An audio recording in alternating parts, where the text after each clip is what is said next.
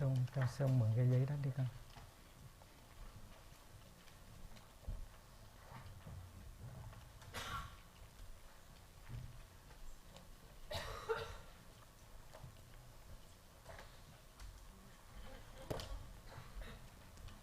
On respire, on sourit, on se calme.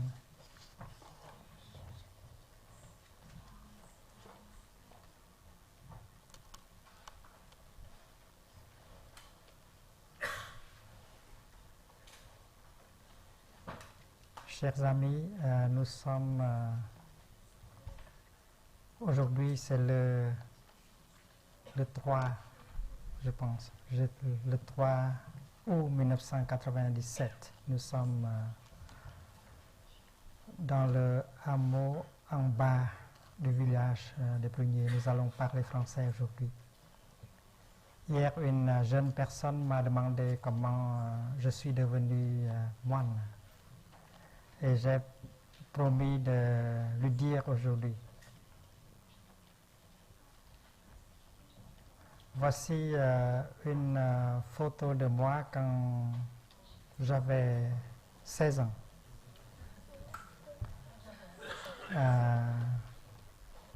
Bébé moine. Je vais passer ceci pour que vous puissiez avoir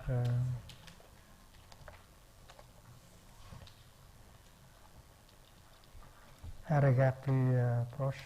Et ici, c'est moi aussi, j'avais 17 ans.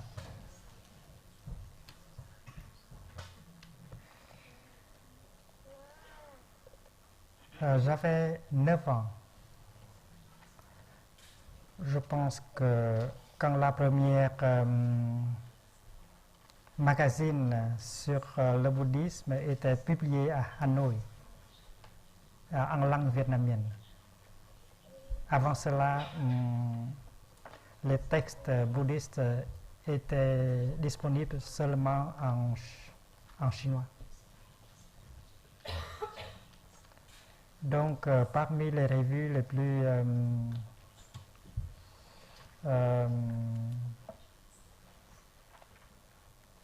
récentes de ce temps-là, il y avait la revue Duc Tuệ, la lampe de la sagesse. Et j'avais 9 ans quand j'avais eu l'occasion de regarder cette revue bouddhique. Il y a un dessin sur la couverture. On a dessiné le Bouddha assis sur de l'herbe kusha. Et j'étais très impressionné. Je vois une personne très simple, assise sur de l'herbe. Et cette personne-là est très sereine, paisible, stable et même joyeuse. On a dessiné le Bouddha assis sur l'herbe et on l'a imprimé sur la couverture d'une revue bouddhique. J'ai contemplé beaucoup cette image-là. Autour de moi, les gens n'étaient pas assez tranquilles, assez solides, assez paisibles. Et en moi, dans mon cœur, était né un désir. Je voudrais être quelque chose comme cette personne-là qui est assise là, très paisible, très stable, très joyeuse.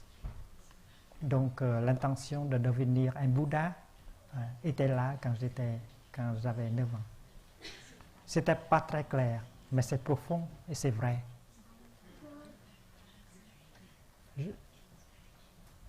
J'avais envie de devenir quelque chose, quelqu'un comme le Bouddha, assis dans une position stable, capable de sourire, capable d'être joyeux, capable d'être paisible. Voyez? Donc, les couvertures des revues bouddhistes sont très importantes pour les enfants. Si vous êtes un artiste, il faut bien dessiner, hein? Il faut bien dessiner le Bouddha avec un sourire.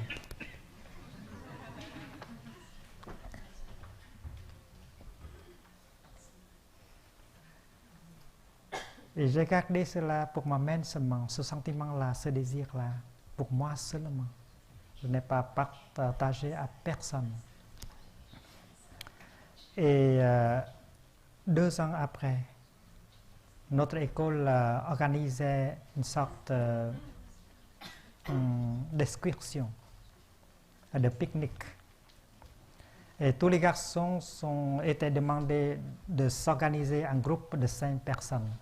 Il y avait aussi des filles, mais à mon temps, les filles étaient beaucoup moins nombreuses que les garçons. Dans ma classe, il y avait quelque chose comme 40 garçons et seulement 5 filles. Ce n'est pas équilibré, mais maintenant, c'est différent.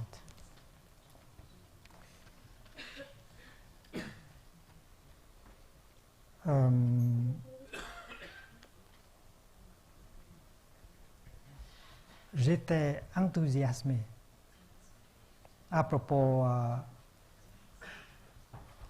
de cette excursion. C'est parce que j'ai entendu parler que la montagne que nous allions grimper, là-dessous, il y avait un ermite qui pratique la méditation pour pouvoir devenir un Bouddha. Et on m'avait dit cela, que sur la montagne de Nashen, il y avait un ermite.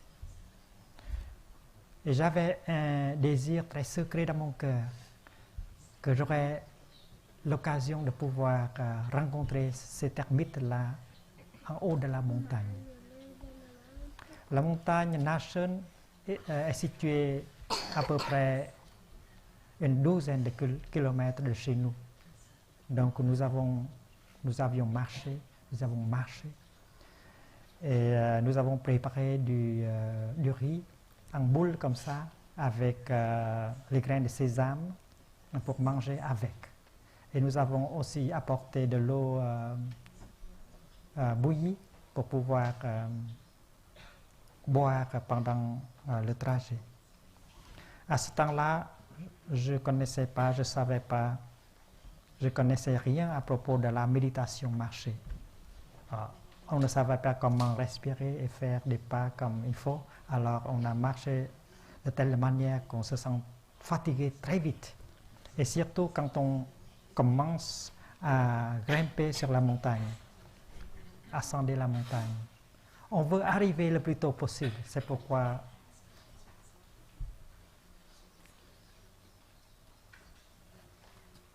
on se sentait fatigué très vite et on a bu toute l'eau qu'on a apportée. Et quand on est arrivé au sommet de la montagne, il y a une mauvaise nouvelle pour moi. C'est que l'ermite n'était pas là. Pour les autres, ça va, mais pour moi, ça ne va pas. C'est parce que mon plus profond désir, c'est de pouvoir rencontrer l'ermite. Quelqu'un qui pratique afin de pouvoir devenir un Bouddha, pour avoir de la paix, de la joie, de la stabilité en soi. Mais je savais qu'un ermite, c'est quelqu'un qui veut vivre seul, en solitude, pour pouvoir pratiquer. Si vous habitez dans le marché, alors c'est très difficile de pouvoir pratiquer la méditation. Donc l'ermite s'est réfugié dans la montagne pour pouvoir pratiquer à plein temps. Donc l'ermite n'aimerait pas avoir 300 ou 400 garçons très turbulents autour de lui. Donc il il devrait se cacher quelque part dans la forêt. C'est ce que je pensais à ce moment-là. Et quand les garçons ont reçu l'ordre d'organiser le pique-nique, je me suis engagé seul dans la forêt, dans l'espoir de pouvoir rencontrer l'ermite. J'avais 12 ans. Et j'avais beaucoup d'espoir. Je ne savais pas pourquoi j'avais beaucoup d'espoir à ce moment-là. Et après avoir marché dans la forêt pendant une dizaine de minutes, je commençais à entendre quelque chose. C'est le son des gouttes d'eau qui tombent une par une. Et le son était très beau, c'est comme du cristal. Et je me suis laissé diriger par ce son-là. Et dans quelques minutes, j'ai trouvé, devinez quoi, un puits naturel formé par des rochers. Et l'eau était extrêmement limpide. On peut voir tout ce qui sont au fond de l'eau même. Il y a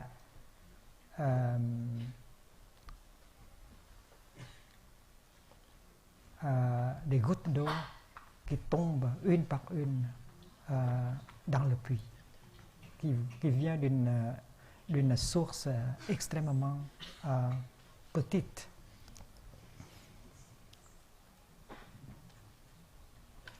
J'avais très soif.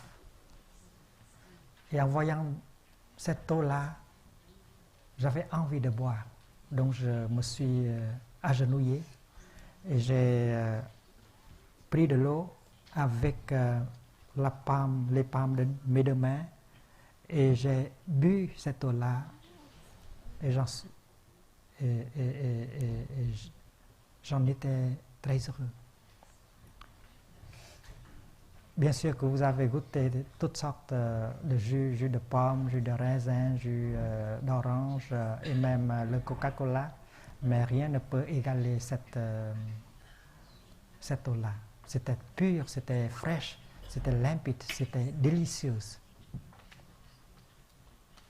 Et soudain, je sentais que ma soif était complètement partie. Aussi mon désir, même le désir de voir l'ermite. J'avais un ardent désir de pouvoir voir l'ermite, mais après avoir bu l'eau du puits, je me sens complètement satisfait. Et dans ma tête, il y avait cette idée que l'ermite s'est transformé déjà en puits pour que je puisse avoir une audience privée avec lui. Quand vous êtes jeune, vous pouvez avoir des pensées comme ça. Bien sûr que j'ai écouté les contes de fées, les histoires de fées, et je me suis fait dans la tête cette idée-là, que l'ermite, il a voulu me donner un traitement spécial et s'est transformé en puits pour pouvoir me rencontrer. Donc, le désir à moi, le désir de pouvoir rencontrer l'ermite, ce désir-là,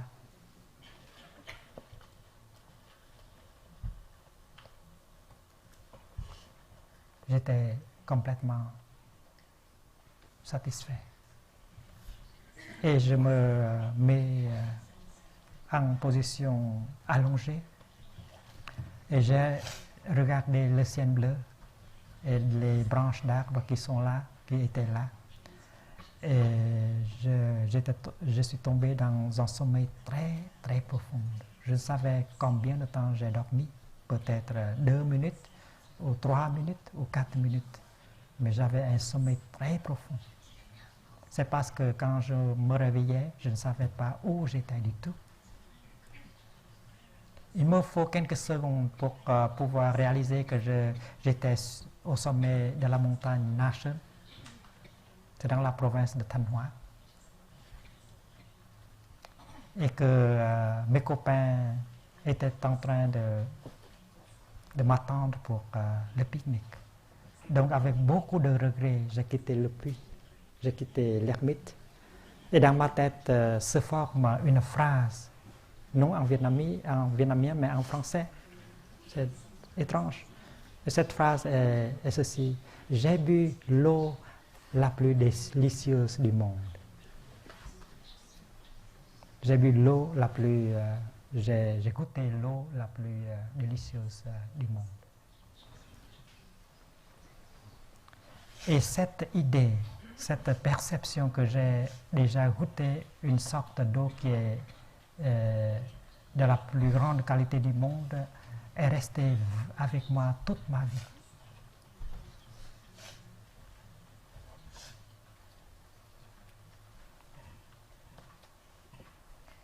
Et je retrouvais mes 4 copains. Ils m'avaient attendu. Ils m'ont demandé où j'avais été. Je ne disais rien. J'ai voulu garder cela, toute mon expérience, comme une chose secrète pour moi seul. Je savais pourquoi, mais c'était vrai. Je n'ai pas parlé de cela à personne, à mes copains. J'avais peur que si j'ai parlé de ça, j'aurais parlé de ça, alors j'aurais perdu quelque chose après. Donc, j'ai gardé le secret pendant très longtemps. Et dans mon cœur, je pensais toujours que l'ermite a été transformé en puits pour que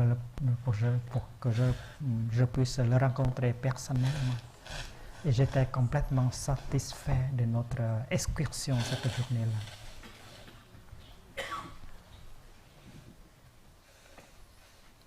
Bien sûr que le désir de devenir un ermite, de devenir un moine, afin de pouvoir pratiquer la paix, la stabilité était en moi.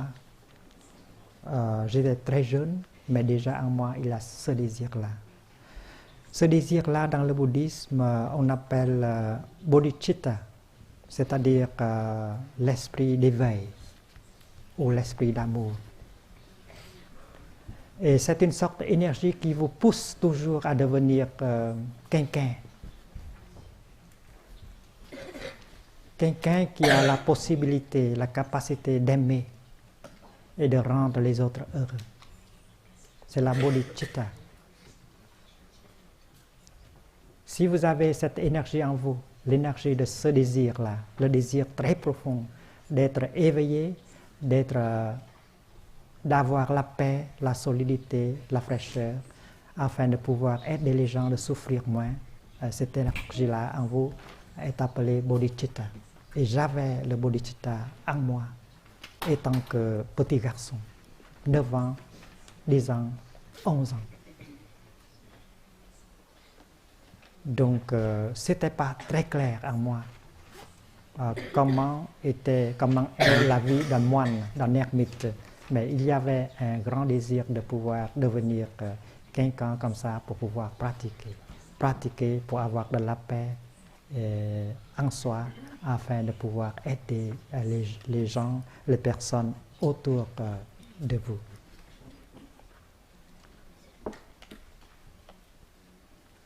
Et à l'âge de 16 ans, j'ai obtenu la permission de mes parents de devenir moine novice dans la pagode de Từ Hiếu. Mais j'ai beaucoup travaillé. J'ai même étudié le chinois classique avant la date de mon ordination comme novice. C'est parce que j'avais beaucoup préparé avant pour pouvoir vivre la vie des moines.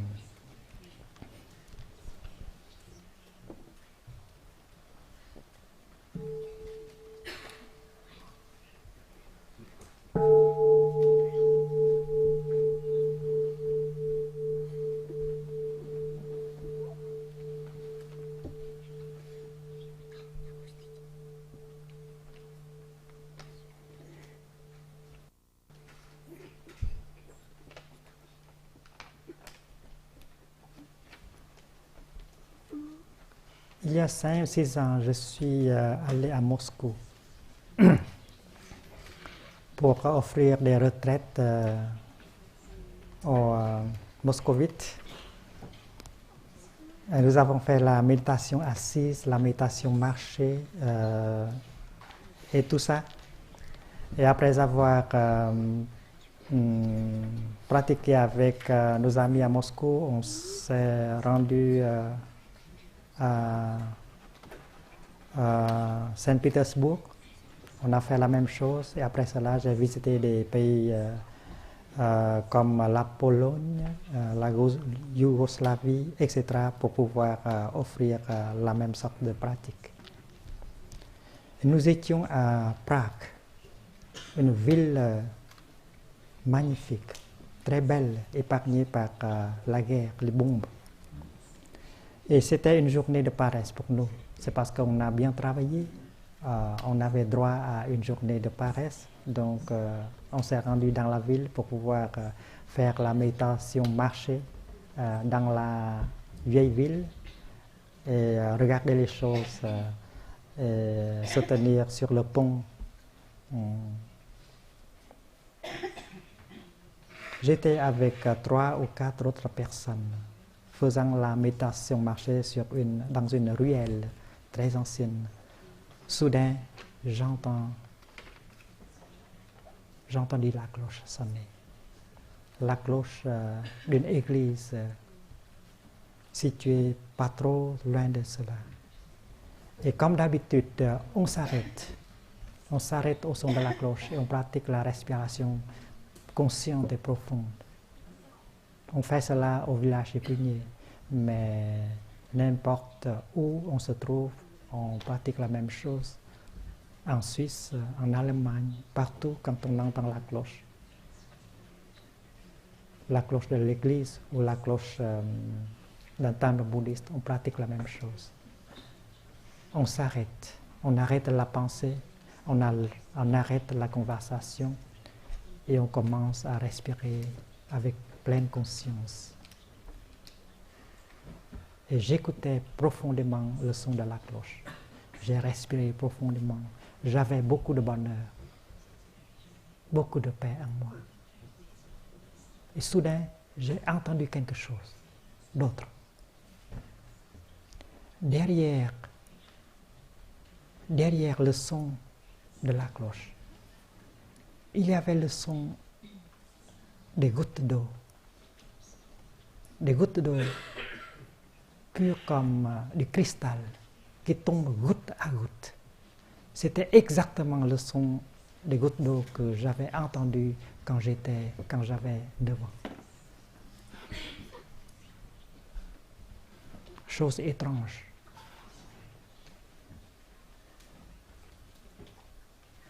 Et soudain, je sentis que je pouvais toucher l'âme de l'Europe ancienne à ce moment-là.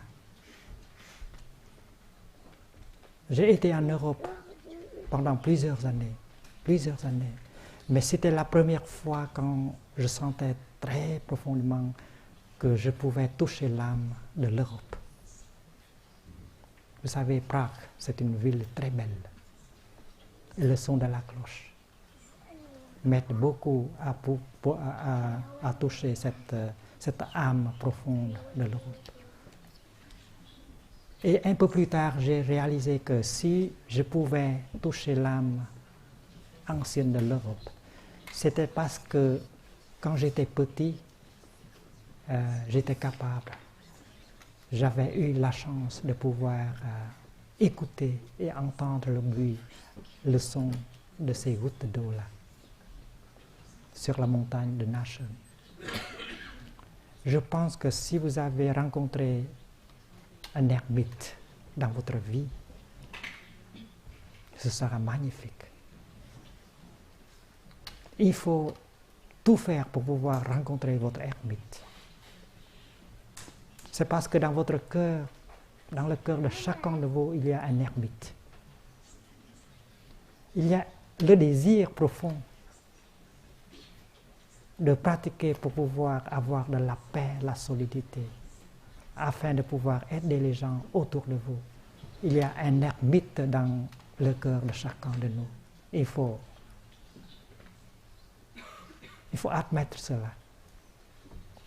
Vous êtes une femme, vous êtes un homme, vous êtes un garçon, vous êtes une fille. Nous tous, nous avons ce désir d'avoir de la paix, de la stabilité pour pouvoir servir le monde, pour pouvoir soulager la souffrance du monde. Donc l'ermite est en vous. J'ai rencontré mon ermite sous la forme d'un puits.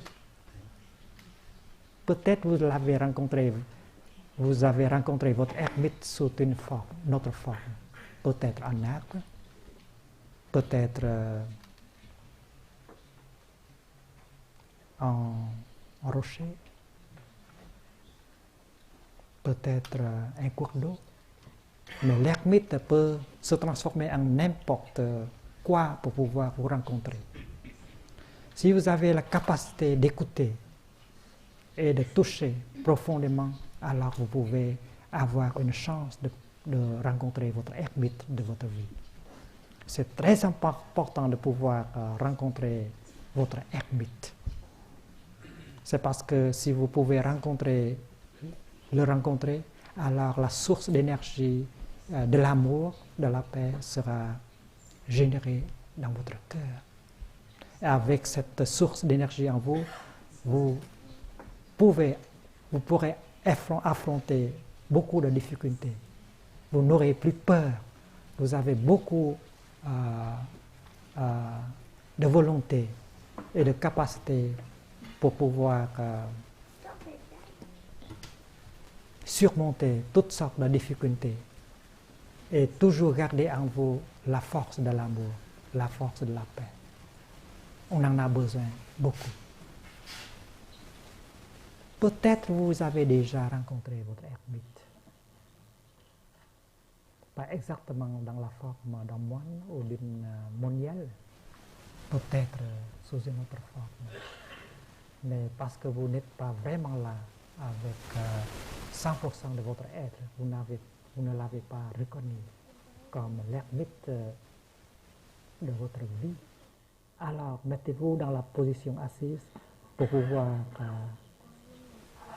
l'inviter à se rendre dans le moment présent pour que vous puissiez le toucher cette fois d'une manière vraiment profonde.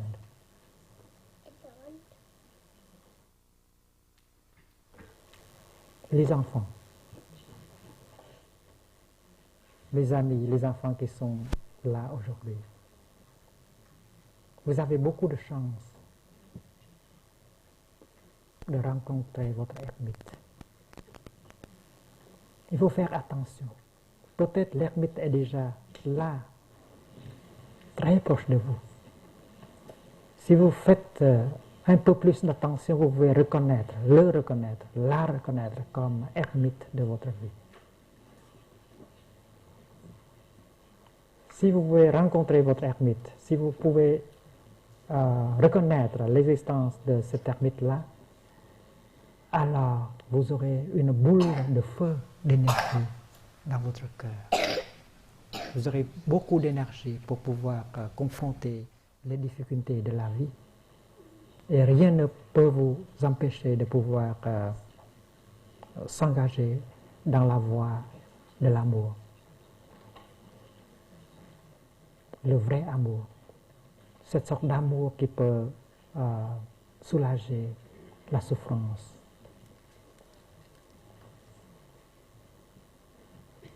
Des autres. Cette sorte d'amour qui peut soulager votre propre souffrance. Et cette boule de feu,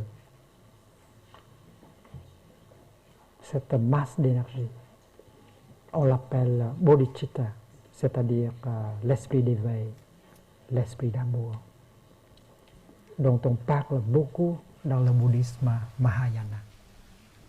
Si vous n'avez pas d'énergie, si vous n'aimez pas la vie et les hommes, les animaux, si vous êtes désespéré. Si vous avez le désespoir en vous, c'est-à-dire vous manquez cette sorte d'énergie appelée bodhicitta. Je suis devenu moine, c'est parce que j'avais cette sorte d'énergie en moi. Et je suis resté moine pendant une 60aine d'années, à peu près. C'est à cause du fait que j'ai pu garder cette sorte d'énergie vivante en moi. Dans la vie de moine, il y a aussi des difficultés. Beaucoup de difficultés.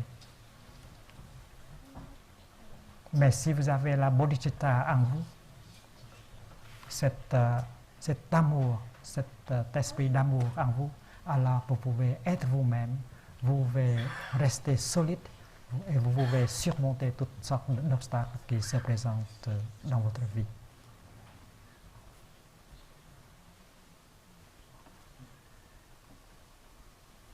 Donc, chers amis, il faut faire attention. Il faut cultiver la pleine conscience. Et vous aurez la chance de pouvoir rencontrer votre ermite. Et quand vous avez cette chance-là, et après avoir rencontré votre ermite, il faut écrire une carte postale à moi, disant que Thầy, je viens de rencontrer mon ermite. J'en suis très heureux et je veux que vous le sachiez aussi. Vous êtes... et à mon tour, je serai très heureux aussi si j'apprends que vous aussi, vous avez rencontré votre ermite. Je pense qu'aujourd'hui, on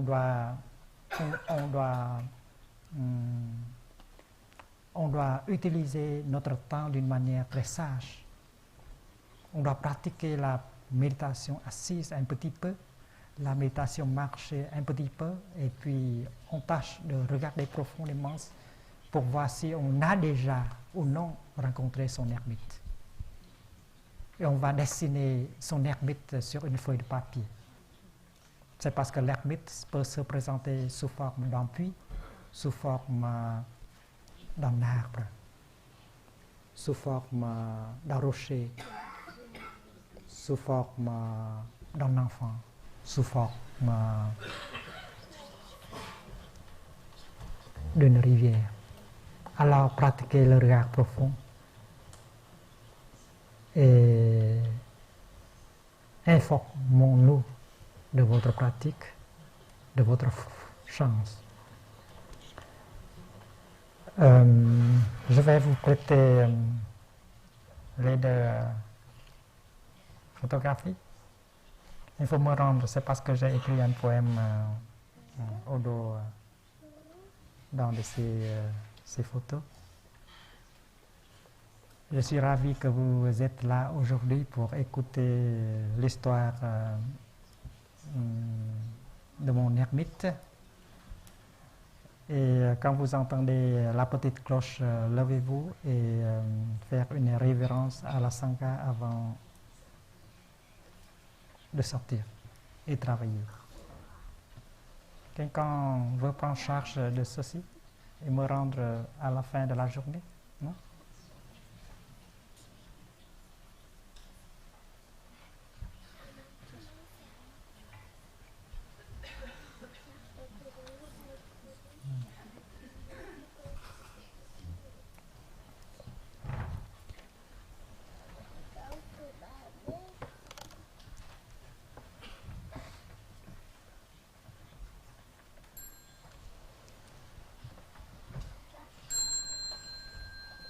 Les enfants se lèvent.